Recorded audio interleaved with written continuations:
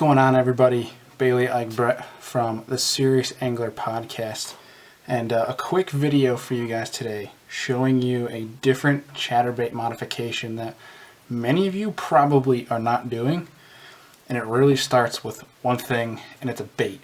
It's a bait modification, and it's a product that you can buy, but you really can only buy it from one central place and one company that really makes it that I've seen, and that is a Queen Tackle Switchblade. Now I'll put it right under here for the GoPro so you guys can see everything. Right there, we got that Queen Tackle Switchblade, and they come in gold, silver, and a small and a big size. I will link everything down below. These Switchblades essentially are just a blade of a chatterbait that you can put on any jig head as long as the eye is vertical.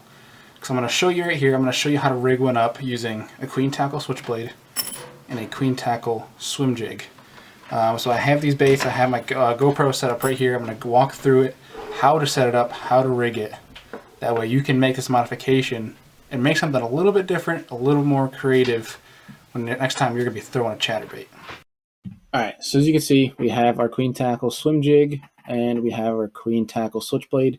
You can choose to cut off that weed guard if you'd like. You don't have to.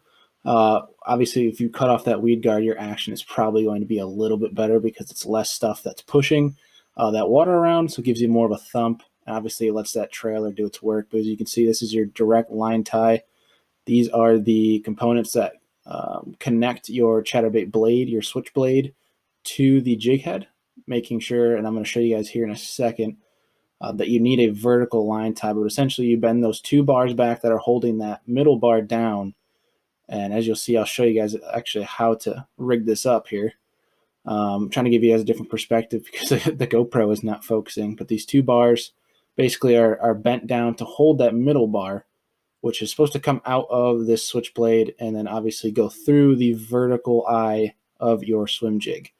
So I'm going to show you here in a second basically how to do that. But as you can see, again, vertical eye on your jig head. If it does not have a vertical eye, it's not going to work. If it's horizontal, it's just obviously going to be lopsided and weird, and it's not going to swim, so don't even attempt it. don't waste your time. So as you can see, going over with you on the weed guard there, whether you can leave it on or take it off. Again, I'd recommend you taking it off, but it can kind of add a different element if you do keep it on. Something you can get creative with. That's what's cool about this is you can customize it. So you take your pliers, and basically all you're going to do is try to get a grip. And as I'm using my horrible pliers here, as you can tell, you can see the Bass Pro Shops and they're bent and crap. You see me getting frustrated with it. You basically try to get a grip and take those two little strips right there, and yep, just like that, you bend them back. You do the same thing with the other one. So bend that back there for you guys. And then essentially all you're going to do, shimmy a little bit, give yourself some wiggle room. This does not damage the bait at all. Obviously, the more you bend it, the more fragile it'll get, but you're basically building this for a permanent use. So you have that bar. Just going to make sure it's bent out, exposed, so then you can take your jig and make sure you have your vertical line tie facing towards you so you don't do it backwards like I've done before. And you just take that swim jig, put it through that bar, lay it back down, and voila, there you are. Well, basically, all that's left to do is to bend those bars back down, and you should have your own little customized chatterbait. So again, you take those little bars, make sure everything's on right, correct, you bend it back, super easy. And again, like if you're planning on trying to use a swim jig and, obviously use that swim jig after you've connected this, I don't recommend that. I'd recommend buying jigs or using jigs and knowing that it's going to stay on that switchblade head.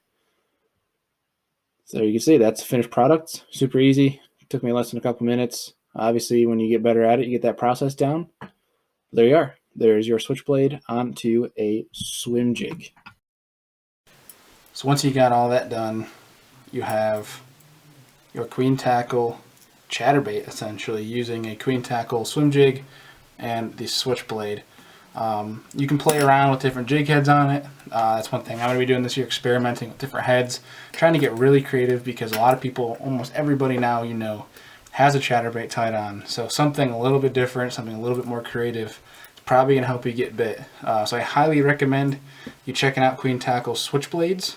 If that's something that you're going to be looking to do to modify your chatterbaits. And if you do want to do that, there's a discount code right here if you guys want to get 20% off on your Switchblades, any tungsten jig heads, jigs, whatsoever have you, terminal tackle from Queen Tackle.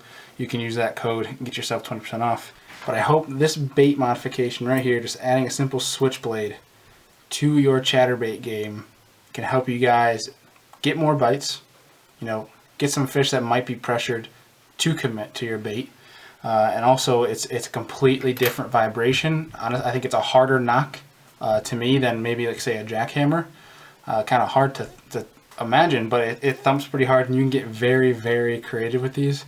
Highly recommend checking them out. But as I'm trying to conclude this video, if this is a modification that you can think that you can put into your arsenal, I highly recommend it. It definitely gets you a lot more bites on pressured fish that might have already seen 100 other chatterbaits. So check it out, try it. As always, guys, appreciate you guys tuning in. Feel free to like this video, give it a thumbs up, and subscribe to the channel, and check out the Serious Angler Podcast. We'll see you guys next time.